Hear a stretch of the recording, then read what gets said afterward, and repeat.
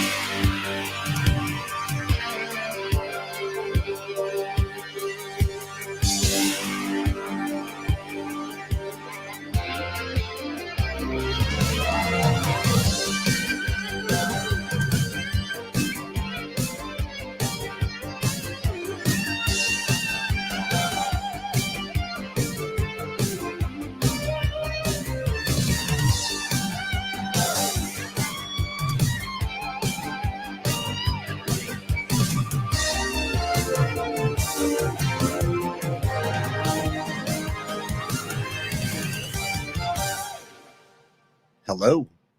I need like a smoother transition from the intro music. I'm also working on new intro music. I'm like trying to figure out what I want to do. I have way too much stuff going on. If you guys who've been watching me for long enough, you may already know that I always have way too much going on and I'm overloaded with stuff. It's nuts. Like just the emails and the conversations. Like there's some things that I really can't talk about yet because, I'm always in talks with like certain people that want to like work on video projects and different things. And a lot of times nothing comes from those talks, but I really am not supposed to like discuss them.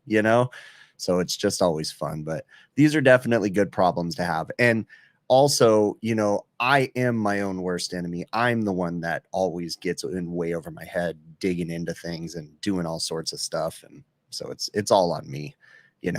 But at the same time, like what I've learned to realize is that I am not in a rush. Like, of course, with work, I have to get to jobs and do tasks and stuff. But like, for instance, my home project, right? I'm changing the air conditioner in my house. I have no reason to rush through that. Like, I really don't. The only reason I have to rush is like because I just kind of want to get most of the work done before the dead of summer, which I'm on pace to get it done. So, but yeah, like I'm just kind of going with the flow. Like, I'm not going to rush through this and I'm just going to kind of do things the way that I want it to because I'm a nut job and I obsess about the craziest little details. So, right now, I purchased new equipment for my house. For those of you that don't know, first off, let's start this off right. Okay. My name is Chris. I'm an HVACR service technician here in Southern California, and I make videos on YouTube to try to help out, the industry. They're really for my own employees, but obviously I realize people get benefit from them. So I do these live streams as a way to consolidate questions and answer them in a live format. So people may be watching this on Facebook, on LinkedIn, or on YouTube. I will say Facebook and LinkedIn are great. I can see your guys' questions, but on Facebook and LinkedIn, what you guys can't see is you can't see the entire chat going on in YouTube. There's usually a couple hundred people in YouTube, and they're in the chat room and they're going back and forth asking questions. I'm totally fine if you guys watch it on LinkedIn or Facebook. I'm just telling you that majority of the time I'm interacting with the chat, you guys are probably not going to understand unless I, say it out loud or whatever. But it's all good either way. Okay. If you guys do have questions that you want me to address, please put them in caps lock. It helps me to see them. Oftentimes there's a bunch of questions that I don't get to. Feel free to send me an email to hvacrvideos@gmail.com if I fail to answer your question. You can keep asking your question in the chat because oftentimes it'll get lost as the chat's scrolling up. So just keep asking it until myself or one of the moderators tells you to stop, or just send me an email and I'll try to get to it on the next stream. Okay. So anyways, now that I did the intro and all that good stuff, so back to my home project. So as usual, I'm in head over heels, way too many projects going on, and decided to change the air conditioner in my home, made a couple videos about it, measuring the air leakage in my house and all this different stuff. So I've been just thinking and thinking and thinking. And I asked a question in the chat before the stream started, and I'm curious the people that are watching right now. So in the chat, do me a favor and answer the question, what brand equipment or even what type of equipment do you think I chose for my house? Okay. Now I'm not going to reveal the name of the equipment, right? But I'm going to give a little hint. And for those that are savvy, you'll probably be able to guess what equipment I chose just from what I'm about to show. But, and there's also little Easter eggs all over the place. There's an Easter egg in my office right now behind me. You may or may not understand what it is. It's there. I'm not going to tell you where it's at, but I'm curious if, what the chat thinks about what type of equipment I chose. So I'm looking through here. There's lots of interesting answers, very interesting answers. Yeah. Very, very interesting. I'm not going to say what it is, but I'm curious. Okay. So I'm going to show you guys a picture real quick, and it's just a little hint, right? Only some people are going to understand what brand equipment this is. And this isn't a really big hint. You're going to have to be a true installer of this equipment to understand what it is. So here's my little hint. There's not a lot there, but maybe you can figure it out. Maybe you know what kind of boxes this particular manufacturer uses. Maybe you know what their boxes look like. There's my equipment. So I finally chose it, and I'm starting the process of selecting everything else. So, I don't know what. Now I got to figure out the power monitoring, right? Because I got to get a surge protector / power monitor. I have one in mind, one of the ICM ones. So we'll see. And then also need to figure out my line height. So I'm going to run an entirely new line set. And I was thinking about using one of those plastic composite material line hides. I don't want to use the metal ones. So we'll see. I'm looking for ideas. If you guys have ideas on what type of line hides you guys like to use and stuff, I'd be kind of curious. So lots of great comments in the chat and guesses on what brand equipment I chose. So, and some people might know what it is just by the boxes. Again, I'm being a little secretive there, but I mean, some people probably get the idea what type of equipment I chose. So, who knows? Right on. All right. So let's get to the stream. Got lots of questions that I want to cover from comments and emails and different things. And of course, I want to get to your guys' questions too. So again, feel free to put your questions in caps lock. It'll help me to kind of get to them. So let's work through here right now. Oh my gosh, you guys are hilarious in the chat. Some of these comments are just funny. So this is the really, really neat. Yeah, exactly. Jason Johnson. He says he doesn't know residential, so it's darts in the dark. Exactly. Same thing. I wouldn't be able to recognize what equipment this is from. I'm looking at it on the monitor right here that you guys can't see anymore, but I wouldn't know what brand it is from those boxes. But people that install it, they probably know what brand it is. So I will say that I appreciate it actually came on a pallet, because a lot of my commercial equipment comes on these cardboard pallets that aren't even real pallets. So, Crute 13 says, definitely Mr. Cool. You know, I genuinely thought about, I didn't know if I thought, I knew it would be hilarious if I installed like a totally DIY home mini split system in my house with like the mechanical connections and everything. Wouldn't that be like the best video ever? Like the total troll, where I go through all these processes of doing the home performance testing and the airflow testing and air leakage testing. And then when it comes to the final install, I install these pre-charged line sets and I get the long ones, right? So I have an extra 30 feet left over and I just coil it up on the outside. Like that would have been hilarious for the video on my house. Like, but I just couldn't do it. I couldn't do it, but that would have been funny. So yeah, leave the Mr. Cool line set loop outside. That would have been awesome for sure. All right, reading through the chat right now. Lots of great people in here. Yeah, it's really cool. Lots of cool people. Lots of normal people. My buddy Ben Poole in here from HVAC Tactical. What is up, my friend? How's it going, Ben? Haven't heard from you in a bit, man. I mean, obviously see you on social media here and there, but we got to connect, talk a little bit. We definitely need to have you on the overtime show too, Ben. So we're going to set that up at some point. So, all right. So I have been having a good amount of computer problems lately, so I apologize for the editing mistakes that y'all have been noticing in the videos. Like, it's just, you know, this is the thing one doesn't understand. You set out to make videos, right? I set out to make videos for my employees. It turned into a public thing. It turned into this channel. And then I decided I wanted to start making 4K videos, right? That was one of the, like, honestly, probably one of the most ridiculous decisions I ever made on this channel was to edit videos in 4K and upload 4K. It has cost me so much money. And I've really contemplating turning them back down to 1080, right? I've really thought about it because the amount of storage and computer space and computer power I'm having to use.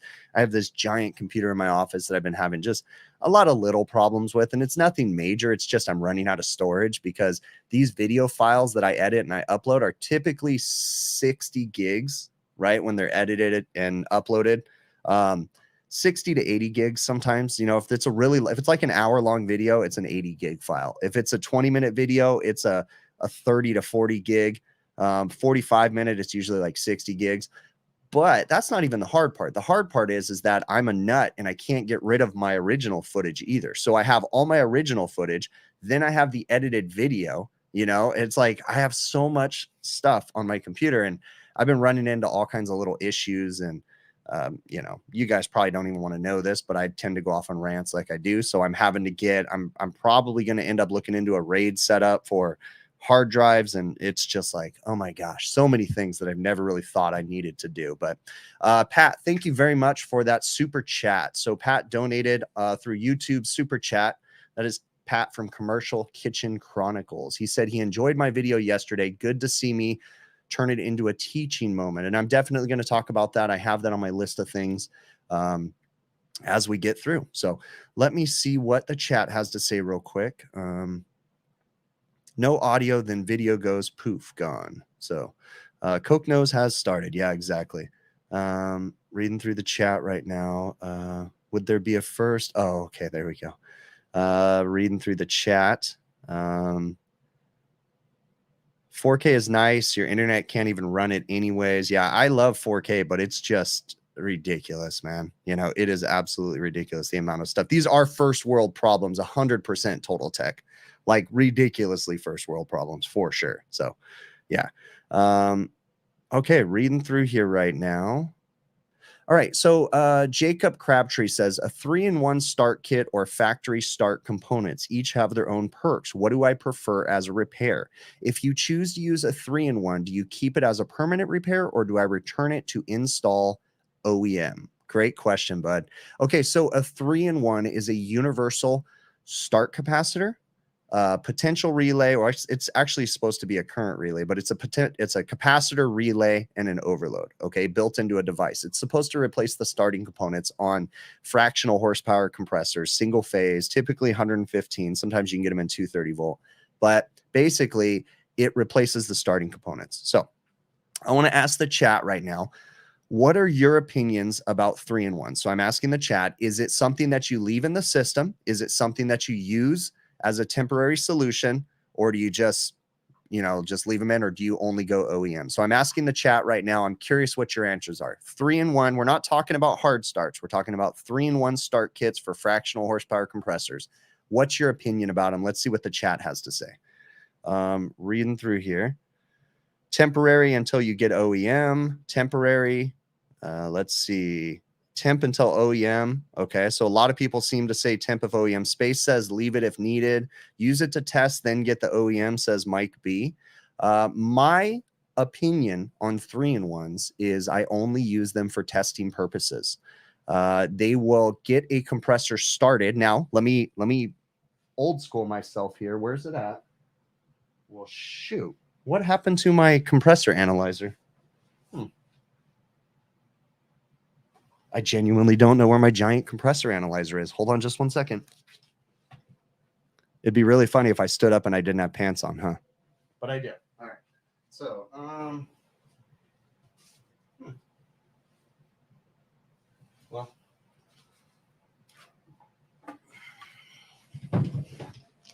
well, here's the compressor analyzer that I personally didn't use. Mine used to be the big giant one that used to be up there, but this is an Annie. Okay. What an Annie is it's a device that has several different starting components in it, several different capacitors. And what you would do is you would turn on a compressor and you'd push the test button.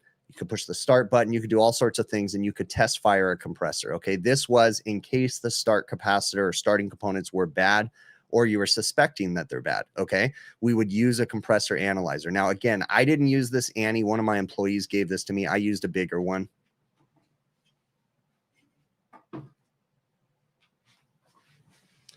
All right. But as far as 3-in-1 start kits, okay, start capacitors, whatever, I use them as a temporary solution. Back in the day, we had a compressor analyzer. If we thought the starting components were bad, we'd put the compressor analyzer on, start the compressor, let it run, test current. If everything was good, then we'd go and get the starting components.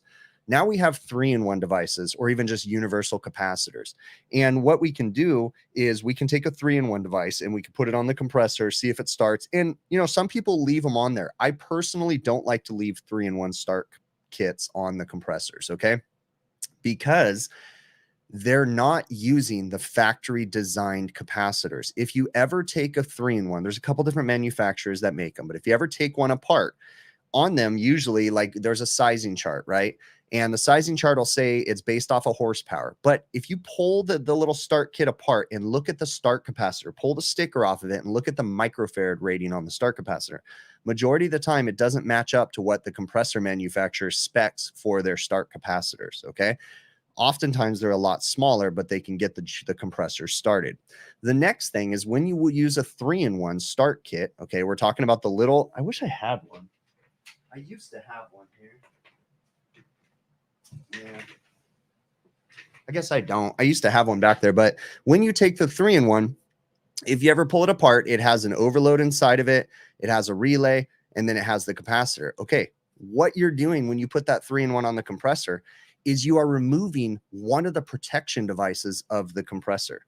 So I'm going to ask the chat right now, what does moving the overload from the compressor little electrical body, like electrical cover, there's a little cover and then the relays in there, usually a current relay, and then there's an overload.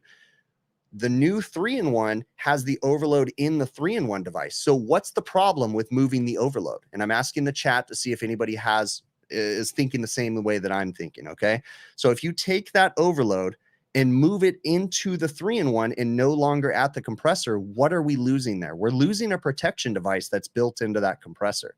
And I'm asking the chat right now, okay?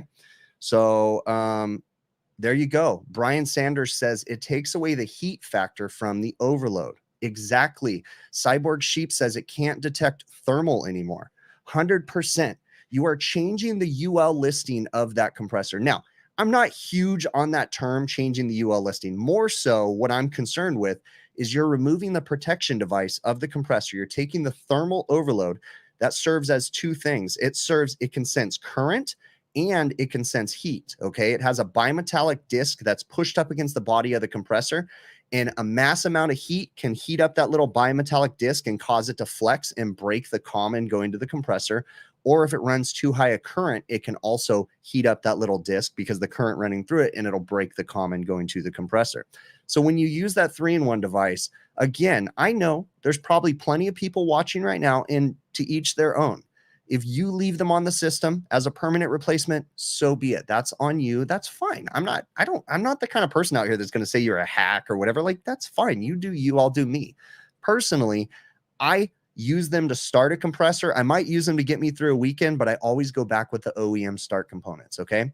If the OEM start components don't start a compressor, then it's time to replace that compressor if it has the right voltage. Okay. So I'm not a fan of leaving 3-in-1s, but I do keep them in my truck. I use them for testing purposes. I will tell you, maybe, I don't know if anybody in the chat has been around this long, but there was another YouTuber, gentleman that I had massive respect for. He's an older gentleman, has been making YouTube videos for days and days and days. Very, very nice gentleman, happens to be local to me in Southern California. And I mentioned in one of my videos one time that I don't like the 3-in-1s. And I mentioned the exact reasons that I'm saying right now. This guy straight made a YouTube video criticizing me and then taking scenes from my video saying how I was wrong because I didn't like 3-in-1s and I shouldn't bash them and I shouldn't talk bad about a product. And I was just like, whoa, bro, like, way to make me lose complete respect for you. It was a while back, and it was not Gray Furnace, man. No, he would not do that. That dude is awesome. It was not him, 100%. But yeah, it was crazy. Yeah, I just couldn't believe that guy. He was so mad because I said in one of my videos that I don't like 3-in-1s. Again, I'm not going out looking at other people's videos and judging them. This was a long time ago too, by the way. I'm not judging other people. Like, I keep my mouth shut. I stay in my lane and mind my business. And just for people to make a video criticizing me because I said I don't like 3-in-1s, like, silly, whatever. Some people have nothing better to do than hate. That is 100% true. So it was not Steve Lab. So, and I'm not going to answer any more guesses, but no, it was not Steve Lab. It was someone local to me in California. So, and the thing was I had a lot of respect for the guy, but he kind of irritated me when he made that video. So, oh, well, it is what it is. All right. So yeah, to answer your question, bud, long story short, yeah, I don't really care for 3-in-1s. I use them as a temporary solution to get a compressor going, and that's it. So, all right. So, yeah, I kind of talked a little bit about computer problems. Bear with me. I'm kind of working through some crazy stuff right now. Once I get that all figured out, hopefully the videos will get, I've been trying to make the editing a little bit better, so stay tuned. I'm curious about you all, and I would like to know, for the people in the chat right now, what are your opinions about AI, right? Artificial intelligence. There is a lot of push for artificial intelligence, and I realize it's crazy, right? And I realize that it's amazing what it can do and stuff. But I'm curious, like, what are your thoughts about artificial intelligence in the HVAC space? Are you excited about it? Do you think it's going to be a problem? Like, my personal opinion about artificial intelligence is we need human interaction. We are people and we need to interact with people. So I don't like taking away human interaction, but I do realize that, like, with certain things, artificial intelligence sounds like it can really help us with, like, coding and different things like that. But I'm curious to see what you guys have to say in the chat. AI will be the downfall of humanity. Okay, that's one.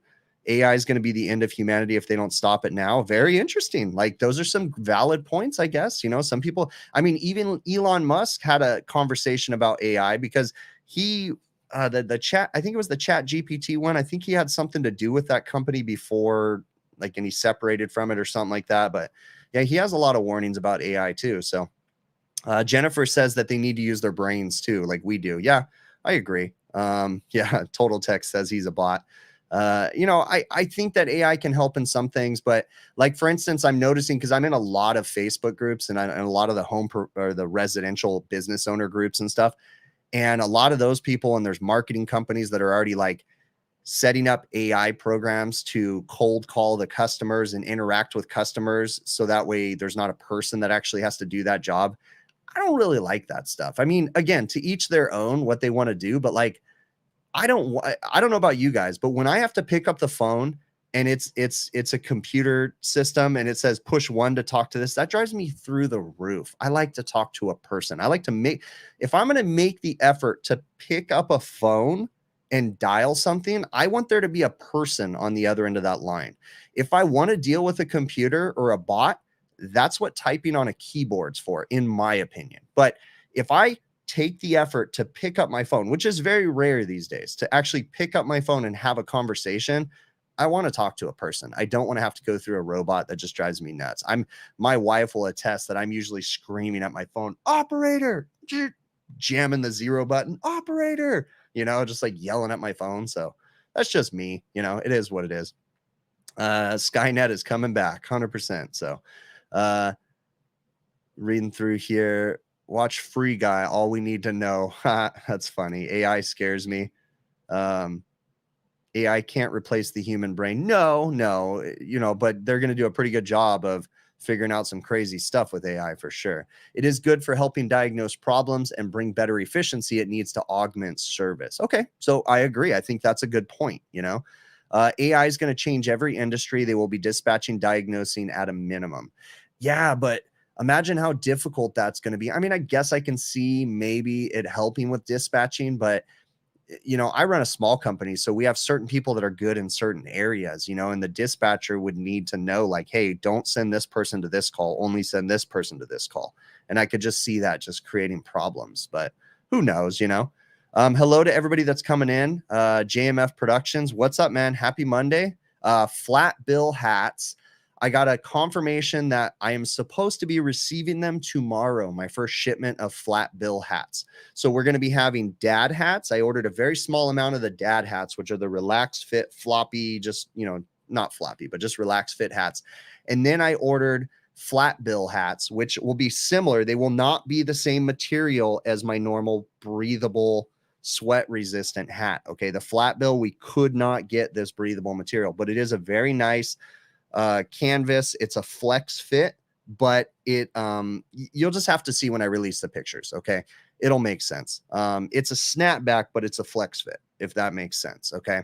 So, but yeah, they'll be out there soon. So, yeah, Bill, I did order a couple. I didn't order a huge order of the dad hats. I only ordered 25 of them, but I did do a limited order on this to see how they sell. I did 50 flat bill, and then I think I did, or maybe I did 75 flat bill and then 25 dad hats. I know I only did 25 dad hats because I just got to make sure.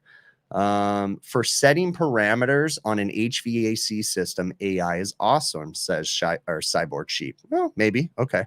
If we get robots, do we need workers' comp insurance? Yeah, because when the robots start going crazy and destroying the humans because they were doing their job wrong, yeah, you're going to need some sort of insurance for that. So, Curious Dad hat. That is exactly what I'm going to label them on my website as the Curious Dad hat. You know what I should have done? Maybe I'll do a limited production run where I put Bill's logo on the hat, like Curious HVAC Guy logo. Stay tuned. We'll figure something out. Also, stay tuned because we are also in talks with the Overtime guys. We're making a lot of changes to the show. Obviously, the core of the show is still going to be the same. But there's a good chance we're going to be making some new merch designs and being a little bit more productive with that stuff. So stay tuned, some better hats and stuff. So we're working on all that stuff. Again, got way too much stuff going on. Phone menus exist so you don't talk to so you don't talk to people for support. What's worse, screaming for an operator or screaming for an incompetent support rep? 100%, Ryan. I will tell you guys something that you guys probably aren't asking me about, but it is what it is. I didn't accidentally. I had 2 licenses for Adobe Premiere Pro, right? That's my editing software. I had bought another license because Bill was doing some work with Photoshop a while back, and I had to have 2 licenses. If any of you guys know about editing softwares, a license for Adobe Premiere Pro is like Creative Cloud is what I have, and it's like the unlimited whatever. You get access to all their stuff. It's like $1,100 a license, right? So anyways, I knew that I was going to have to cancel that because Bill's not using it anymore. So anyways, Bill's my buddy from HVAC Overtime, Curious HVAC guy. So anyways, I'm getting to the point of this story. Okay. So I called to cancel the license because I had a notice in my phone reminding me to call them and let them know because I renew once a year. Right. So it renewed and it's like, oh no, it charged my credit card. It was like 2 days later, I needed them to refund the amount. So I called. I'm talking to a person, and they're like, you can't cancel your subscription. And I'm like, why can't I cancel my subscription? They're like, because it's been 2 years since you signed up. And I go, no, it just renewed 2 days ago. And he goes, yeah, but you initially signed up 2 years ago. And I go, can I talk to a manager? And he goes, well, there's no manager to talk to. And I go, okay, well, I need to talk to someone because what you're telling me doesn't make sense. It just renewed 2 days ago. My mistake. I told him I was out of town, whatever. I said, I just need you to refund me for the one subscription. I'm still going to keep it, still use the first one, you know? And he's like, no, we can't do that.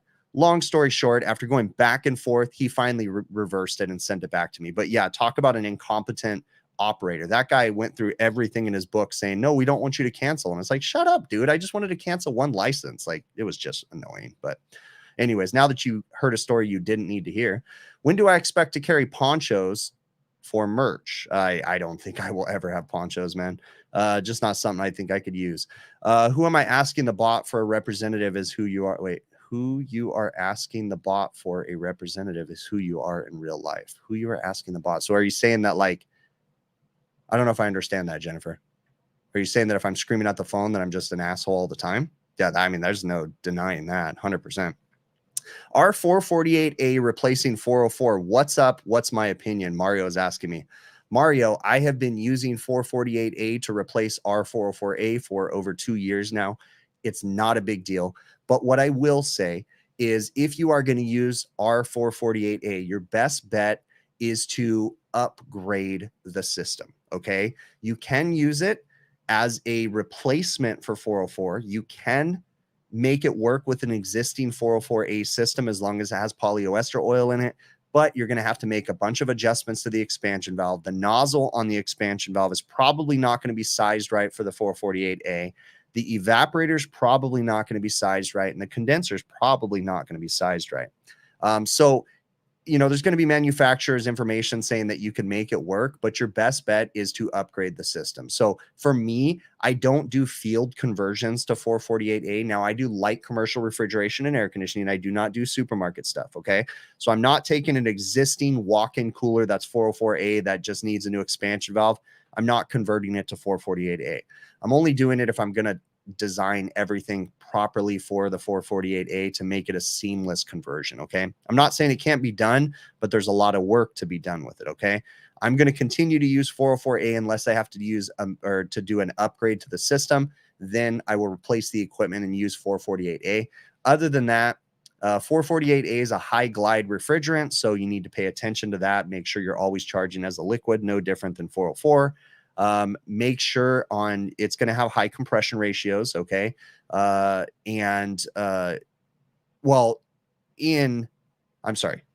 going to have high discharge temps. 448A runs a very, very high discharge temp. So with that being said, on low temp systems, you know, you will run problems with overheating compressors. So low temp systems, you need liquid injection or DTC valves or capillary tubes to help cool the compressor. So keep that in mind in the design phase. So if you're dealing with low temp, your best bet is to upgrade the equipment. Make sure that you put in a scroll compressor that has a DTC valve or a liquid injection valve and use the 448A accordingly. One thing you need to understand, because of the high glide, the efficiencies change with the equipment, okay? So you tend, if I remember right, it's been a while since I've gone through this. I'm probably going to fumble this up, but you're going to get more capacity out of your evaporator. You're going to get less capacity out of your condensing unit. So you can't just look at 404A BTU charts. You need to make sure you're looking at the BTU charts for 448A, okay? Again, make sure that your nozzle is sized correctly and your TXV is sized correctly. There's a lot more that goes into sizing that equipment, but I know I made it sound complicated, but it really isn't. It's not a big deal. So, yeah, I shouldn't have said high compression ratio total tech. That didn't make sense. So, in high compression ratio situations, you will run high discharge temps is what I should have said. So I misspoke. 22 to 407 is the only conversion you enjoy anymore. Bow hanger. I actually have some issues with 407 and 22 conversions.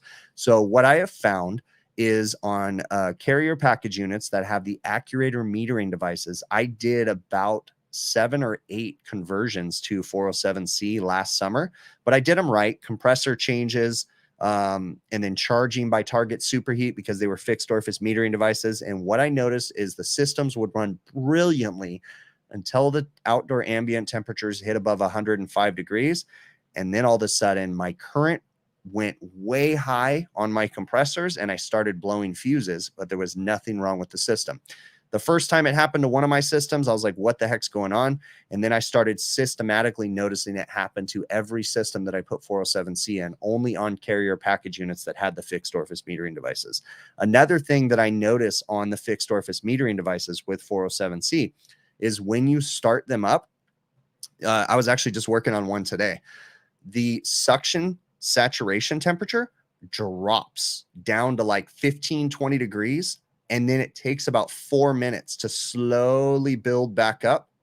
So the evaporator runs in a really low temp situation. And then it takes a few minutes for the pressures to build back up. The saturation temperature comes up and then it'll run around 37, 36 degrees. And this is charged to proper target superheat. So I don't like the 407C when it comes to the conversions on the fixed orifice metering devices. I will say that I have used 407C on a lot of Linux equipment that has TXVs, no problem, no issues whatsoever with TXVs. But with the fixed orifice metering devices above 105 degrees, just nothing but problems. But who knows? Maybe I'm doing something wrong. So read through the chat. Let's see what I say. Wouldn't the overload break the power wire? I'm assuming you're talking about, no, not necessarily. Sometimes they'll use the overload to break a common. It just depends on 115 volts. So let's see what else. Overload breaks common on single phase and breaks all legs on 3-phase. That's right. So that's why we haven't had that problem here. Exactly, Jennifer, because you're not hitting those 105. 105 is a pretty average temperature. We'll hit 115. And in extreme conditions, I have actually one time hit 120 degrees at my own house. So you have noticed the reduced suction saturation. It's a data center for us. So the load offsets, that's all TXVs. So Bo's saying that. Yeah, definitely. Good to know. Yeah. All right. Craziest call I've ever had. I don't know. You know, those are always hard questions for me to answer. I don't know that I have like a crazy call to talk about. Definitely had some weird situations. Let me think about that one, though. Do me a favor, shoot me an email, hvacrvideos@gmail.com, and I'll try to think about that. So I got a list of questions in front of me. I'm going to try to get to a few of those. So I released a video. I was a little reluctant to release this video. I got to say that I was actually really nervous because I didn't know how it was going to be taken. I released a video where I showed a mistake that we made at our company from one of my employees. They made a mistake. It was a great coaching moment. It was a good conversation I had with my employee. But I released it and it had pretty good feedback. And I'm glad that it did because I was hoping that it would have good feedback. I didn't mean to criticize anybody. I wasn't trying to bash my employee or anything. I was using it as an education moment to let people know that sometimes people make mistakes. And, you know, as long as you don't continue to make those mistakes, you know, you grow from them, then that's what's important. So if someone asked me if I fired my employee for that, no, I wouldn't fire someone for that. Now, if they continue to repeatedly do that over and over again, sure, that would be something we would talk about. But sometimes people have off days and you don't want to have an off day like that. I'm not saying that that was an acceptable mistake, but, you know, just stuff happens. But regardless, the thing that I wanted to talk about is, you know, a lot of people. So I had mentioned that one of my pet peeves was that the person that did that job took the stranded wire and wrapped it around a ground screw and then tightened the ground screw. There's a time and place to wrap wire around a screw. And there's actually a special washer that needs to go below the wire that kind of contains the wire. And then you also have to wrap the wire in the right direction. So that way, when you tighten it, it tightens the wire and doesn't squeeze the wire out of the screw. So the way that the person had the wire tightened on that particular video was the opposite direction. So as they tightened it, it would actually pull the wire out of the screw. The next thing is I made a comment in the video that it's not acceptable to wrap stranded wire around a screw. Another thing you need to remember is that I tend to make these videos for my employees and not so much for the general public. Obviously, the general public watches them, so I have to remember. But as a business owner, you need to understand something. When I go in and make a rule at my company, there's a reason behind making that rule. So you and I both know, or all of us, however many of you there is watching this right now, we all know that you can successfully wrap stranded wire around a screw, especially a ground screw, and it will work, and it'll probably work fine with no problems for a very long time. Okay. But if you don't do it right, then that ground can potentially fall off. So for me, I make decisions based off of potential errors that can happen. So for me, I have a company policy that we don't wrap wires around screws unless it's a solid wire. But even a solid wire is a pain in the butt to get off of a screw later on. So if you can, I prefer to use stranded wire on most of my motor connections and ground connections. Okay. If I have to deal with solid wire, yeah, I would wrap it around the screw. I would wrap it the right way. But stranded wire, I prefer to put a fork connector or a ring connector on there, crimp it on, and be done with it. Okay. I realize that a ring connector is better because it can't fall off. Okay. Yeah, there's good points that people made with that. All right, let's see what else. But yeah, I have to make those decisions because basically, if there's potential that it can go wrong, I prefer not to even do that. Let's talk about this. Someone asked me, I have it down here further, why I don't use aftermarket parts on my equipment to save the customer money. Someone asked me that. And that's a valid question. But here's my answer. As a business owner, I find that there's less errors and less mistakes if we use OEM parts because there's less thought process that goes into selecting those parts. The manufacturer's already done all the hard work. If you go back in with the OEM part, you just put the part in and you're done with it.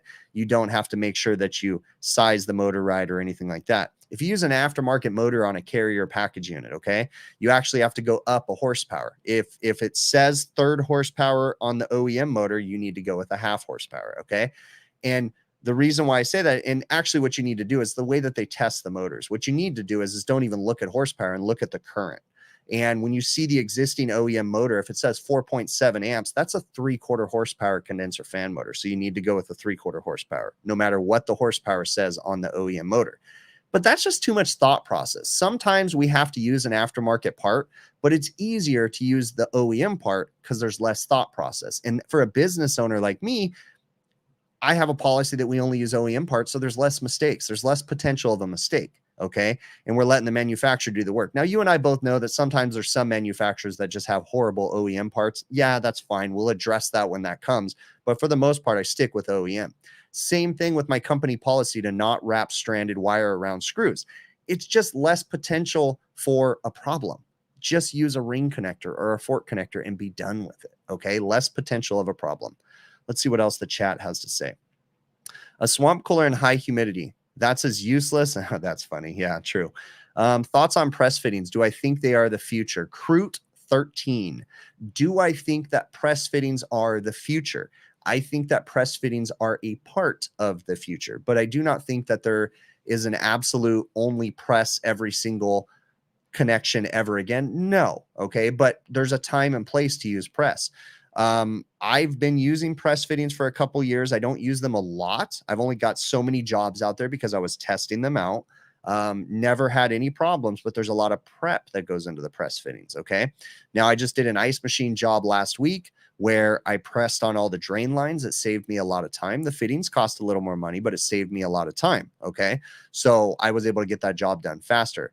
Now, in that particular situation, I did not press the refrigeration side on because of several circumstances of where we were at. But I think that press is part of the future for sure, but I do not think it's going to replace brazing completely. There's a time and place for both. Okay. All right. Let's see what else we got going on in the chat. Reading what I'm missing. You think not looking at the other exhaust for reference was the main thing. I'm assuming you're talking about my other tech. Some aftermarket is fine in certain areas. OEM is more reliable for equipment when in doubt. Yes. Reading through here. Okay, I already answered that question. Cool. Okay. I'm going to, let's see. Brian Sanders says he presses drain lines, but he sweats refrigeration.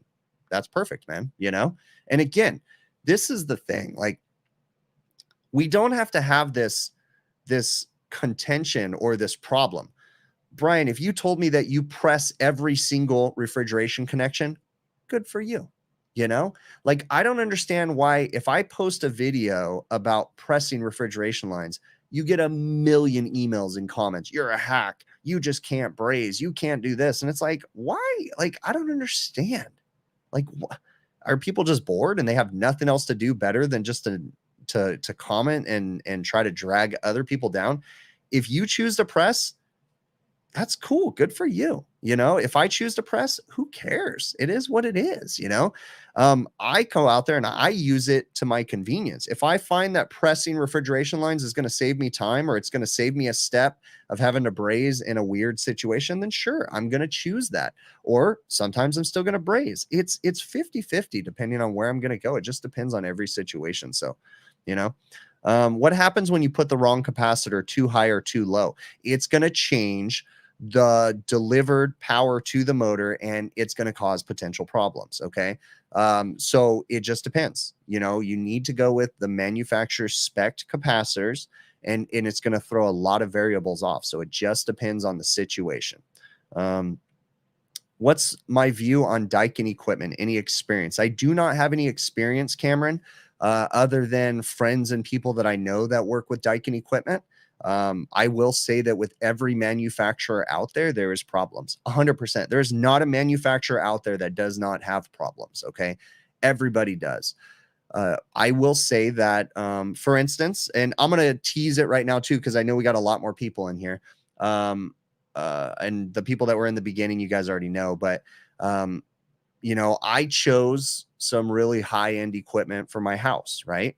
And, you know, I'm sure that there's going to be problems. Like, I'm sure there is, you know, but I look at things from a different aspect, right? Because I'm going to put in this like super fancy, high-end, whatever crazy system, right?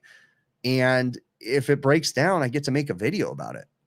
So, you know, now, of course, I don't want to choose the crappiest piece of equipment I can find, but it is what it is, you know, like I'm going to have fun with this. And, but anyways, I'll tease it real quick. I did make a decision on my equipment. I'll share a little picture real quick. This is just a teaser. I'm not going to tell you what brand I chose, but I'm sure some people in the chat, some people have already tried to guess it. Some people have guessed it right. I'm not going to confirm which ones are right, but this is the brand equipment that I chose. So figure it out. If you know, you know. If you don't, you don't. All right. So, all right. When you are using a fork connector, though, there's something to understand too. So a fork connector is the little one that has the two little, it's like a round connector, but it's, you know, open right here, and you can put it on a screw and you can tighten the screw down on top of it. Here's the problem. If you use the wrong fork connector, it can spread the forks out when you tighten it. So you need to pay attention. There's blues, there's yellows, there's pinks. You need to make sure that you use the right size that doesn't bind with the screw. So when you tighten it down, it doesn't spread the fork apart. Or just use a ring connector and be done with it. Okay. All right. Let's see what else. Is it true it's not good to vacuum below 200 microns because you risk pulling contamination in? No, that is not the truth. The actual factual question is, and this is someone asking a question in the chat, there was a rumor spread around many, many years ago, and it's always kind of just been this wives' tale, that if you pull an evacuation below 200 microns, that you actually start to break down the refrigeration oil, and then it'll lose its lubricity. I don't know if that's how you say that. It'll lose its lubrication properties. But that has been disproven, and it's not really a problem. Okay. So in refrigeration equipment, if you're dealing with low temp and ultra low temp, the recommendation from the manufacturers is to pull to about 200 microns or a little bit below. Let your decay test not rise above, you know, whatever you set your target at, 500 microns. If you're working on medium temperature refrigeration, typically want to pull down to about 400 or 500 microns, then let the system go into a decay, making sure that it doesn't go above 1,000 microns. If you're doing air conditioning, they say pull down to 500 microns and then let it go up to 1,000. Okay. In decay, you don't want to see any higher than 1,000. But yeah, I don't think it's really true. There's a lot of information. I've seen conflicting information about pulling too low of a vacuum. You're not really going to run into a problem. So honestly, let's be frank.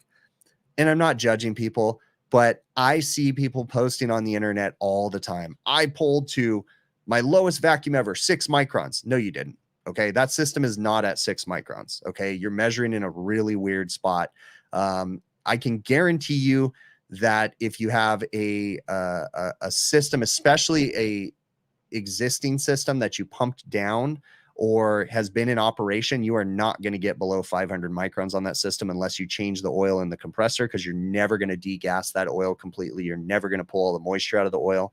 If it's a brand new system and you're pulling down on the line set only and the evaporator coil, yeah, you might see 200 microns, but if you're seeing 6 microns, you're not pulling your vacuum on the right spot and you don't have a proper gauge. You're not getting your system to 6 microns. It's just not happening. Okay. That's just not happening. Let's see, reading through the chat.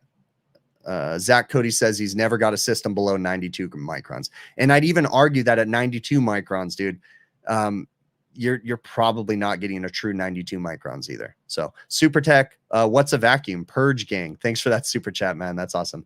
Do I have any problems with low NOx furnaces when I first fire up? If you do any residential split systems, you know we are going into summer, but you don't want problems next season. John, no, I really haven't done any installs on low NOx, but what I can tell you about low NOx is you need to make sure that your equipment is sized right. You need to make sure that your airflow is right across your heat exchanger. And then also you need to make sure that you set the gas pressure correctly. On a low NOx system or a 90 plus system, you have to use a manometer to set the gas pressure appropriately. Okay. You have to make sure it's set right on low fire and high fire. Make sure you have proper O2 coming into the furnace, and you have a good clean exhaust going out of the furnace too. But yeah, I'm not totally experienced on low NOx furnaces. I just have a general understanding of them. So let's see what else. Should change the name of the stream to HVAC misconceptions. Yeah. So only Jim Bergman and NASA pull sub 5 micron vacuums. Yeah, probably. So any thoughts or changes? Any thoughts on the changes in MeasureQuick with the screenshots? Yeah, I was supposed to talk about that last week and then I didn't do a stream. So MeasureQuick recently updated a policy. So, okay, let's flash back. Okay. Let's look back like a year and a half, 2 years ago. MeasureQuick, Jim Bergman created MeasureQuick, and I'm paraphrasing. Okay. But he came out and he said, you know what, I'm going to start charging for these reports, right? He had these premium reports that are really fancy in MeasureQuick. MeasureQuick's a diagnostic software that can work with a good majority of the digital tools out there, okay? So Jim realized that he was spending a lot of money on setting up this software, and this was a couple years ago, and he made the premium reports, or he made the reports a premium feature, okay? And be able to print the reports and email the reports, you had to be a premium member. You have to buy something called qubits, okay? That's the way that he does his monitor, or his charges on there. It's $5 a system, and I think it's good for 2 years. And you can work on the system and do reports on it within those 2 years. But every 2 years, you have to buy $5 more of qubits or something like that, okay?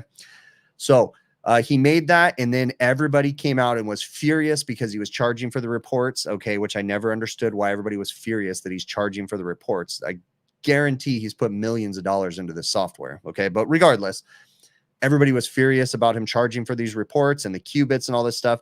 So everybody found a workaround, and they started screenshotting and then emailing the screenshot to the customer or to their boss. So they circumnavigated his premium features and started using screenshots, okay? Then it's been a couple years. Jim decided that, I think it's May 1st or something, the screenshots, you now have to pay to use a screenshot. Okay. So you can no longer screenshot on the device in the permissions. When you try to do it, it gives you one time. And then the second time it says you can't do it anymore unless you're a premium subscriber. Okay. If you're a premium subscriber, you can screenshot all you want. You can send reports. You can do all that stuff. So what are my opinions on the matter? My opinions are pay the money. Who cares? Okay. I'm going to tell you a secret. Okay. Just put money in your damn Qubit account, put $100 in there and don't use it. And then you could take as many screenshots as you want. Problem solved. Okay. I understand, I don't agree with, I don't like the Qubit system, but that's not who am I to tell him that I don't like the way he sets up his company? Like, if he's asking me for my opinion, sure. But, I don't agree. Like, I don't care for the Qubit thing, but it is what it is. And I love the software. So I'm going to pay. I put a couple $100 in the account every once in a while. And I personally don't use reports or anything. I just put the money in there to say thank you because I use this software and it's awesome. Okay. So the whole everybody getting upset about the screenshots, like, understand you guys circumnavigated paying for premium to print the reports out, and you started screenshotting. So then, of course, it was inevitable that he was going to catch up to that and say no more screenshots, because you got to understand, you know, I don't know this to be factual. I do not know Jim Bergman. I'm not friends with him. I just know information just from observing. Okay. But I know he's got to have millions of dollars built, you know, funneled into that software, and he's got to make a profit or he can't keep it out there, you know? So just put a couple bucks in your Qubits account and be done with it. Take all the screenshots you ever want to. So, Jason Johnson says, let the man get paid for his work. Yeah, Sue, 100%. What was the most beat down reach in box I've ever seen? That's a hard one, but I don't know the answer to that one right now. 250 microns, but when closing off the CRT, the micron gauge will slowly climb to OL. Are you missing something? You clean your micron gauge regularly. Did you mess up the sensor? No.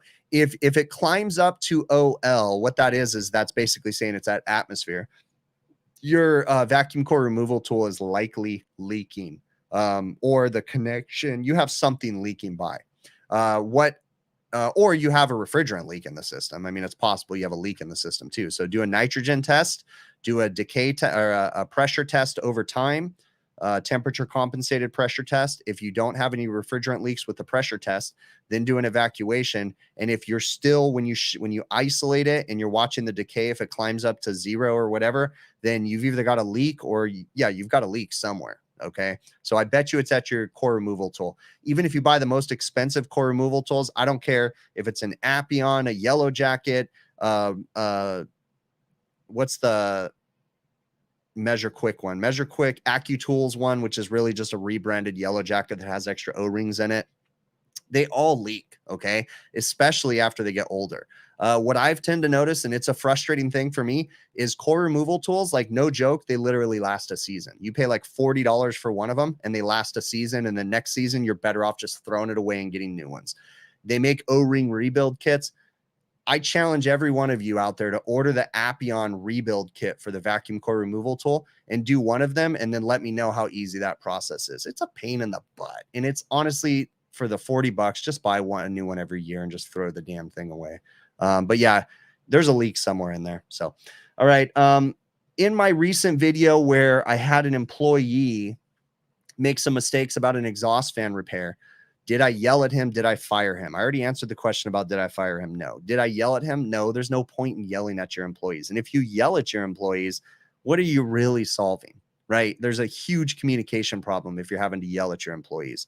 You shouldn't really be yelling at anybody, right? But I'm not going to say I don't. Did I not get upset with my teenage daughter at some point and raise my voice? I'm sure I have, but I felt really guilty afterwards. If you have to yell at someone, there's a communication breakdown and you need to figure something out. Usually it's like, if I have to yell at someone, it's usually a frustration with myself and a frustration on my part, and I'm taking it out on someone else. And that's not really working. Okay. So no, I don't yell at my employees. Okay. And if I had to yell at my employees, it's time to separate from them, because it's just not a good situation. So there shouldn't be any place for yelling at anybody within a job.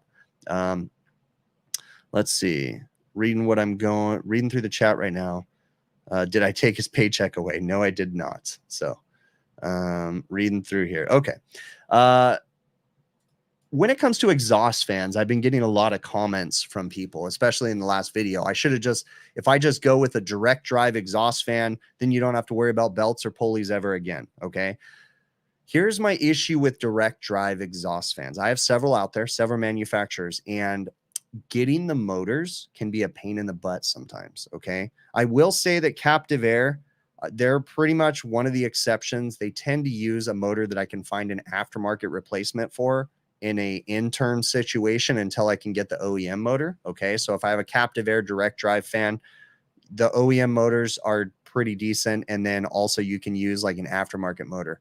But with a good majority of my fans out there, the OEM direct drive motors, you're not going to find a replacement for them locally. You typically have to order them from a factory. And when an exhaust fan goes down, the customer typically needs it fixed ASAP. They don't have time to wait for things. So I tend to be a little apprehensive about doing direct drive motors. In a perfect world, if you do a direct drive motor, you're going to need a variable frequency drive to run it.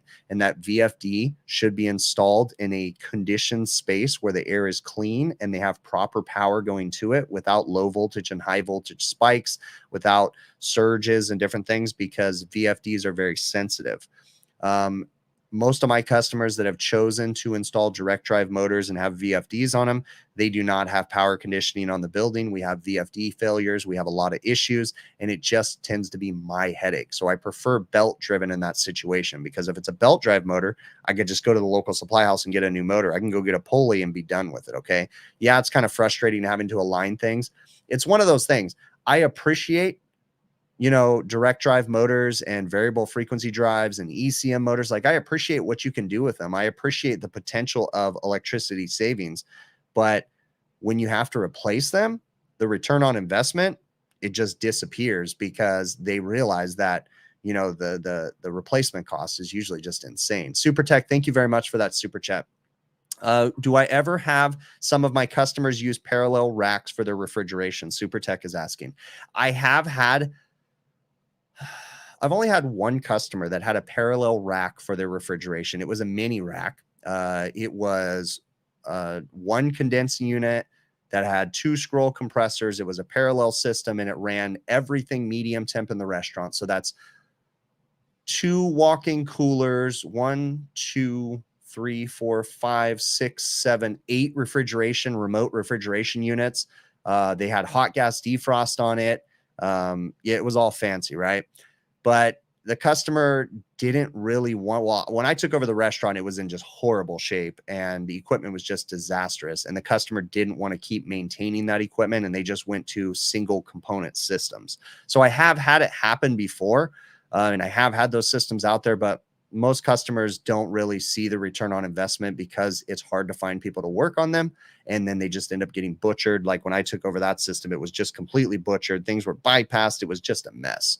So, all right, reading through here. No VFDs, soft starters for the win. Okay.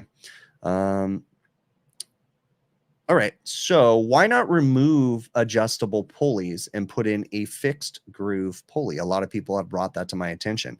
So on a lot of my exhaust fans, you have a variable pitch pulley for the motor pulley, and then you have a fixed groove pulley for the driven pulley, right? Or sheave, I'm sorry.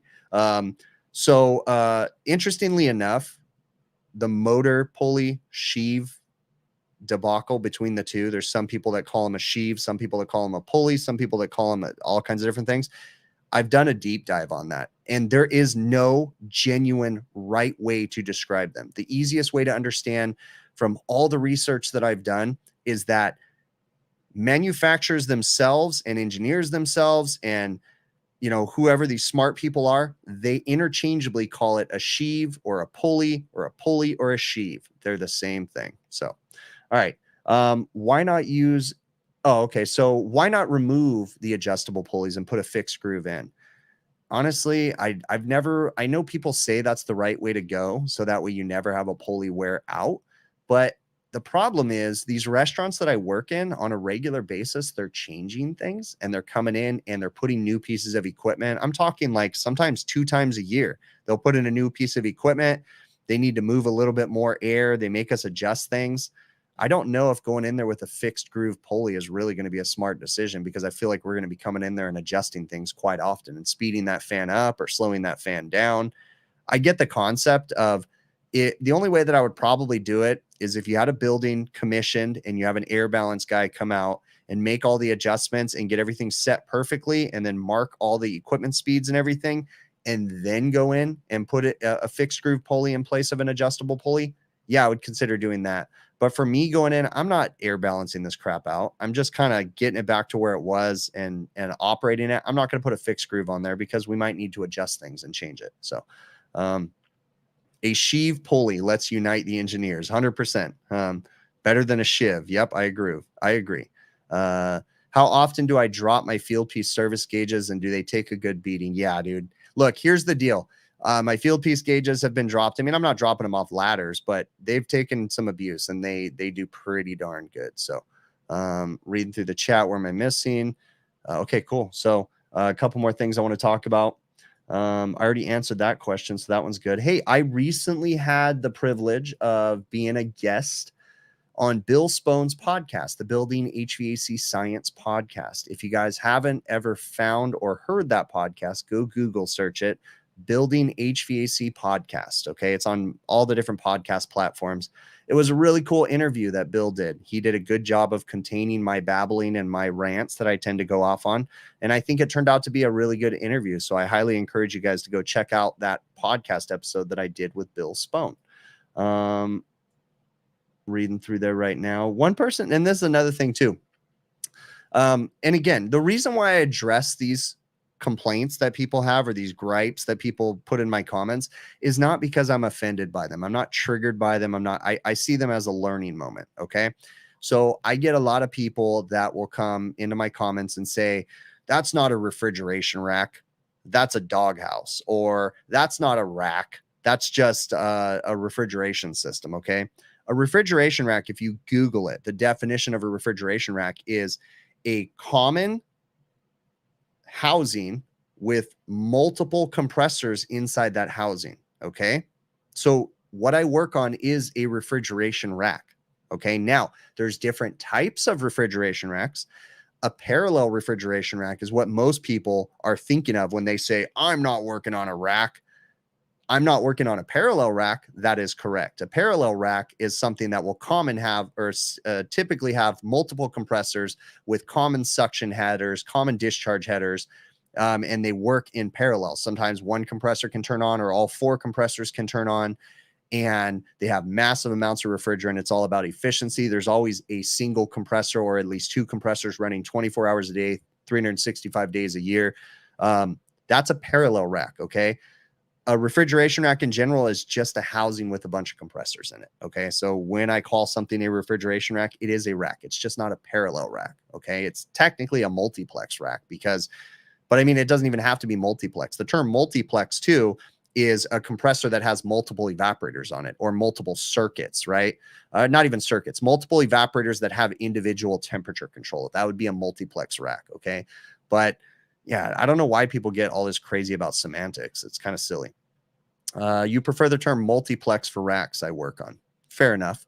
So how many people still have the cover for the Field Piece S-Mans? The cover. Oh, yeah, I have a couple of those covers. I use them for knee pads, actually. If you're ever in a bind and you have your S-Mans, the cover is a great knee pad if you need one. So reading through here real quick. Just at a supermarket, and there were low load situations and all compressors cycled off. Bummer. Well, that's a bad situation. I should have said there's always going to be a compressor running in most situations, right? That would be the right way to say it. All right, low load, you should be using unloaders or hot gas bypass. Correct. So one of the things that you run into when you are working in restaurants, and I'm sure people deal with it in supermarkets and different things like that. For new guys coming into the trade, and even for existing guys, sometimes they can get extremely stressed out when they're in high, fast-paced environments, such as a kitchen, or they've got a manager breathing down their neck saying, when's the equipment going to get running? Say you're working in a supermarket because, all the low temp stuff's going to get ruined. Here's how I approach those situations, right? Because I don't do supermarket stuff, but it's the same thing all the way across the board. I'm working in a restaurant. We have a cook's line that's not working. They're super busy. They got a lot of cooks in the kitchen and they need it fixed, but you need to get in there to work on it. What I do is I go and I grab the manager and I say, here's the deal. I'm about to dig into your cook's line right now, and I need to get right where everybody's at. And I'm not going to sugarcoat this. They're going to be in my way. So here's the deal. You let me in there. Everybody gets out of my way. You let me do my job. And I always overestimate how much time it's going to take. Okay. If it's changing a power head on a TXV, I always say it's going to take me 4.5 hours. Well, I can't have you in my line for 4.5 hours. No problem. You want me to come back tomorrow? Well, no, I need it done today. So you let me in your line to work on it for 4.5 hours, or I come back tomorrow. Okay, why don't you come back tomorrow? Cool, sounds good. Okay. Don't let these managers, don't let these people pressure you. Don't let them add stress to you. I have to deal with this on the regular where my employees are like, dude, they're pushing me out of that kitchen. I don't let people push me out of a kitchen. I give them a choice. And I'm not a jerk about it. I just go get the manager. Here's the deal. I got to work right here. I'm going to be in your way. You either let me in there or we just come back another day. It is what it is. Give them the options. Let them make those decisions. Then if they say, no, I just need you in there, the guys will get out of the way. Get in there and start doing your work. If the employees are tripping over you and kicking you and stuff, then just politely stand up, take your tools out, and go get the manager and just say, hey, bud, I'm trying, but these guys are just too busy. Don't, in that situation, I do not go to the manager and I say, that cook right there is being a jerk. He keeps kicking me. No. That's not what I do. I just diffuse it with kindness. Just go get the manager and say, hey, man, you guys are way too busy for me, and I'm clearly in their way, and your guys are slammed right now. Like, I think it's best if we come back another day. Okay. Don't let these restaurants, don't let these kitchens, don't let these staff of these supermarkets or anything like that pressure you guys. It is what it is. You got to fix the equipment. So you go to a supermarket, and I get it. It doesn't, and I don't do supermarket work, but still it's the same concept. Okay. You got to work on a case. The food needs to come out, plain and simple. I'm going to have the doors open. It's going to be 75-degree air coming in on that frozen food. Go throw it in your walk-in freezer. Well, we don't have the staff to remove it all. Okay, cool. You want me to come back? Like, give them a choice. All right. It is what it is. Don't let these people pressure you. Don't let them push you into a stressful environment. Don't let them make it your problem, right? You're there to fix something. You're there to do a job, but you shouldn't have to trip over all their crap that's in your way. All right. Mike B says the experienced manager knows the deal and works with you 100%, right? Flooding the compressor. Okay, so reading through here. Cleaning an ice machine while bars open blows too. Yeah, and that's something that I'll say is, look, man, when I clean an ice machine, I need my space. I'm going to use a water hose. It's going to splash. It's really not a good environment behind a bar. Like, it's not. So don't. How often do I come across captive air equipment? All the time. Captive air equipment all the time. A lot of the different restaurants that I use. Actually, I have. So I'm actually going to be. We haven't set up all the details yet, but I'm in talks with Captive Air too, because I'm going to get them to bring their DOAS truck, or I'm going to go tour their DOAS truck, because they have one local, and we're trying to set that up right now where we can go check out that DOAS truck. They have a fully mobile truck. Maybe you guys know this or not. You've seen it at trade shows that has a DOAS unit on it, and it's all fancy and it can show you. And someone reached out to me, because a lot of people from Captive Air actually watch my videos. And someone reached out to me and was like, hey man, we want to come bring the DOAS. Like, cool. Yeah, let's do it. We're going to figure it out. So we'll get some video footage of that too. I'm interested in seeing those a little bit more up front, asking their questions and stuff. So that should be pretty cool. Right, reading through here. Who am I sponsored by? The only sponsor that I have two sponsors on my channel. The two sponsors on my channel currently at the moment are Refrigeration Technologies and Sporlan. Those are my two sponsors for my channel. I have done piecework with other manufacturers at different times. Like, I've done piecework with Heatcraft in the past, where they work with me on certain videos and stuff. But yeah, that's pretty much it. Heatcraft, I've done stuff with Field Piece in the past. I'm not actively working with them right now. I try to be as transparent as possible. So let's see. Greenheck makes a nice one too, Jason Johnson. Yeah, definitely. Or wait, what is Greenheck's fancy company called? There's a name for their fancy company. Accu something or other. Not AccuTrack, but yeah, anyways, whatever. All right, a couple more questions. So someone, and I got to say this correctly because I don't want it to sound like I'm gloating. Someone asked me a question, and they made a comment on my video that they wish they had the knowledge that I have. Okay. So, and that got me thinking about how I answered this question, because Bill Spohn on the Building HVAC Science podcast, he asked me something about knowledge, and we got talking about it. My knowledge that I have is because I've made a lot of mistakes, and I've learned from those mistakes. And when I started digging deep and building this whole big picture mindset that I preach, was simply out of desperation, because I found myself getting a lot of callbacks, and I was sick of it. I was sick of going out and fixing something and then it breaking down again or not being fixed. And it was just callback after callback. And I got sick of that. And I started to realize, like, hey, I just need to take my time. I need to figure it out. And I need to what I would do is I would spend a lot of time on a piece of equipment, and then I wouldn't build a customer for it, because I'd be like, I was learning. So, and then when I was done with the job, if it took me 6 hours, I'd be like, you know what? I should have had it fixed in 3 hours. So I only build them for 3 hours. And that's how I learned, was I would always go in and not bill for my time, and then just learn from it. So it's not that I have a lot of knowledge. I've just made a lot of mistakes, and I've learned from them. Okay. Already answered that question. I do want to talk about the refrigerator that exploded. I think it was in North Carolina. There was a residential system. If you guys, I'm going to ask in the chat if you guys have seen the video where it was an older lady and she just had the refrigerator worked on. Someone had to order a part, and then in the interim between ordering the part and before the person could come back, something happened and the refrigerator exploded and it destroyed her kitchen and walls were buckled and it was just crazy. So I want to ask the chat, what on your, like, what if you saw that story, if you saw that video, what about that video stood out to you? Where was the critical error? Now, I don't know what caused the explosion. I don't. Okay. But there was a critical error by the technician, a very critical error. If the lady that was being interviewed was factual when she told her story of what she thinks happened. What she said was she had a technician out there. It was a brand new refrigerator, like 6 months old. She had a technician come out. He diagnosed what she said was a failed motor. Now, this is hearsay because we didn't see his ticket, right? But he diagnosed a failed motor, and then he ordered the part, but he wasn't able to come back and install it yet. And then the refrigerator supposedly exploded. Now, we don't know why, but it exploded. So what's the video called? Let me look up the video. I think I can play it. I don't think there's, oh, no, I can't play it because I don't got my audio crap set up. What's the video called, though? I don't know. Just look up North Carolina refrigerator explosion. It comes right up. North Carolina refrigerator explosion.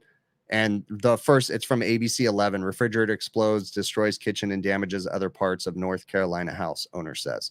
So you guys can find that video. But no, I don't think it's an insurance scam. I don't think her boyfriend rigged it. Was it 290? More than likely, it wasn't 290. It would have been R600 because it was a new residential refrigerator. They're all going to be R600. There you go. Joe T, you answered my point.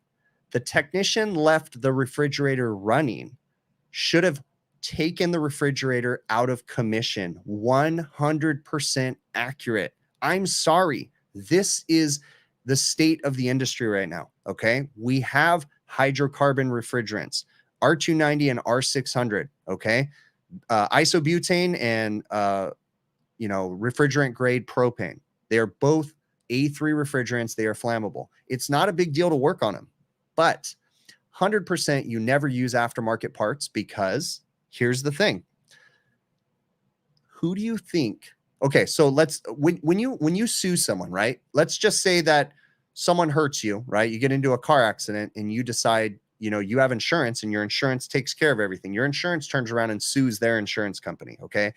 When insurance companies get involved, then they're trying to find a way to not pay out, okay? In that situation, the contractor came out, said he ordered a part, left the refrigerator supposedly operating, and then something bad happened in the meantime. The manufacturer's insurance is looking for a reason to not pay out on that claim. And I bet you anything that their insurance company of the manufacturer of the refrigerator is going back and saying, he should have unplugged that refrigerator and locked it out.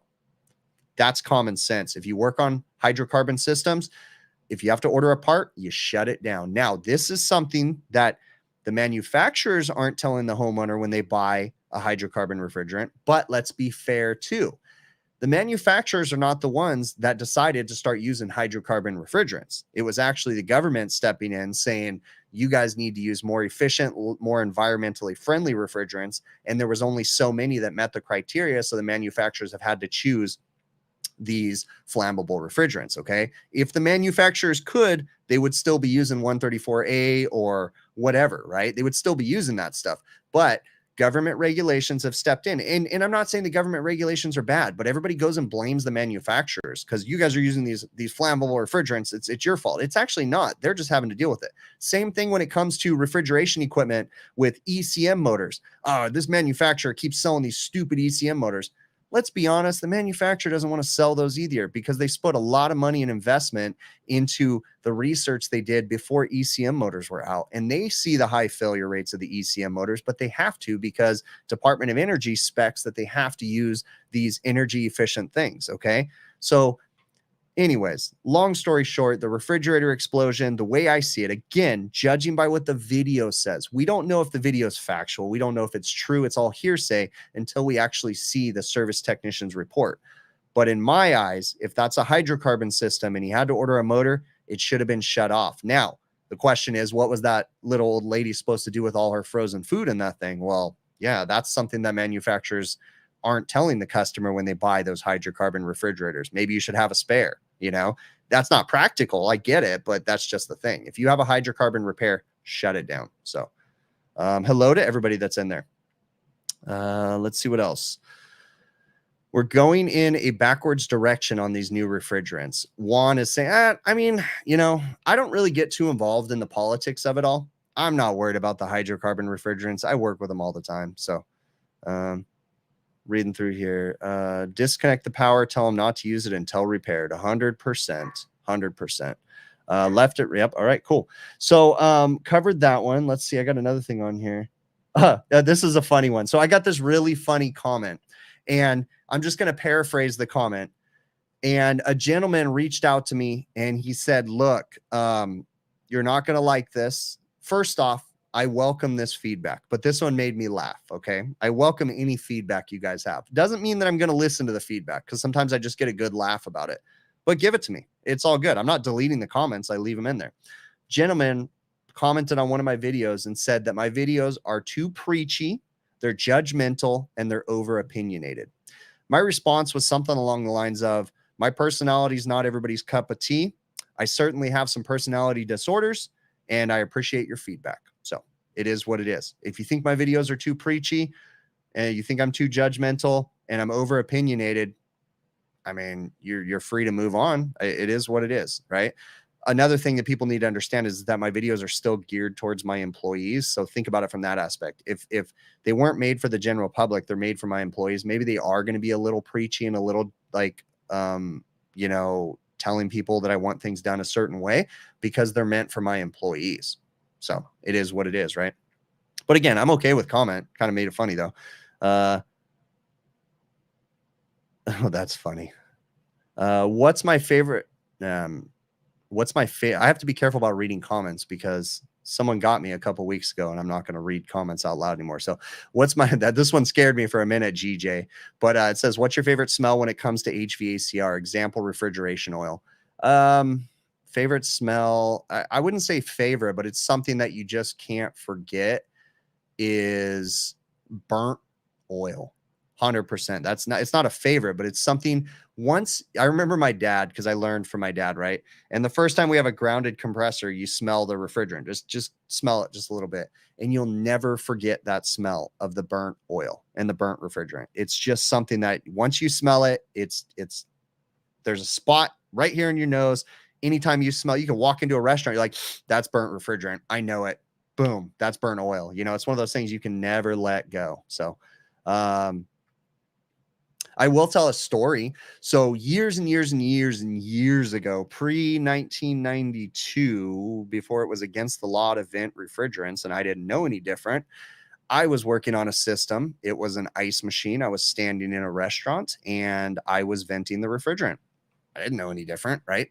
It was pre-EPA laws and all that stuff. So I was venting the refrigerant and I was standing up on a ladder and I was venting it into the building, and I'm just doing my thing. None of that was smart. I was a completely idiot, right? In a enclosed building. Granted, exhaust fans were running and stuff, but that refrigerant made it across the building and hit a flame. And then all that refrigerant turned into phosgene. It was it might have been R12 actually. Yeah. So, turned into phosgene. And then all of a sudden the kitchen staff started choking and coughing. And I'm standing up on a ladder, just like, what the hell's going on? Why are they coughing? Like, just, I don't smell anything. And I step off the ladder and it hits me because it's heavier than air. So it fell down and sat at a certain spot in the building. And when I was up on the ladder, it wasn't affecting me, but down below, it's like, oh, whoa. Luckily there was no, like, the restaurant wasn't open or anything. We just opened up all the doors. The exhaust fans were running. Not something good to do. So not something at all. Did I get dizzy? Yes. Phosgene is not good. Don't ever vent refrigerants. Again, that was all before, you know, we knew what we were not supposed to do and stuff. Obviously, I've learned a lot since then, right? So, all right. Ooh, that's not good at all. So, Best smell. Yeah, I'm not reading then that. So, not reading that one for sure. So, all right. Well, it is time to wrap up the show. I really do appreciate you guys. It has been about an hour and a half, just about. So it's been really cool. Thank you guys very much for all the support that you guys continue to give to the channel. The easiest way to support the videos is just watch the videos from beginning to end. That's the easiest way. A couple other ways, if you're interested in doing so, TrueTechTools.com. I have an affiliate program set up with them. So if you use my offer code Big Picture, you get an 8% discount on checkout on most of the items on their website, and then I get a small commission. So that's another great way to help support the channel. There's links in the show notes of every video on other ways you can help support the channel if you're interested in doing so. But again, it's really awesome. If I missed any of your guys' questions, feel free to shoot me an email to hvacrvideos@gmail.com. Remember that I go live on the HVAC Overtime YouTube channel with my friends on Friday evenings about 6:05 p.m. Pacific. And it's a very uncensored show, so be very, very cautious, okay? Chris Marcoux, thank you very much for that super chat. That is much appreciated. Again, I really do appreciate you guys. I'm going to cue up the outro music, and we will catch you on the next one.